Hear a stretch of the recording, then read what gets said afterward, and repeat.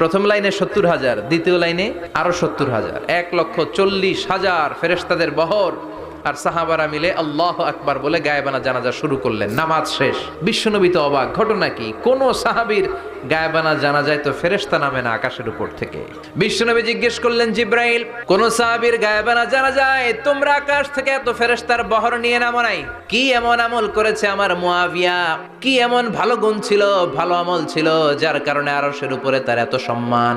সাইয়েদনা জিব্রাইল বললেন, নবী, তেমন কোনো বড় আমল নয়, ছোট্ট একটা আমল, কিন্তু আমলটারে ভালোবেসেছে কে? আপনার এই প্রিয় সাহাবী হাঁটতে বসতে চলতে ফিরিতে সব সময় পড়তো কুল হুয়াল্লাহু আহাদ আল্লাহুস সামাদ লাম ইয়ালিদ ওয়া লাম ইউলাদ ওয়া লাম ইয়াকুল লাহু কুফুয়ান আহাদ। পড়েন আল্লাহু আকবার।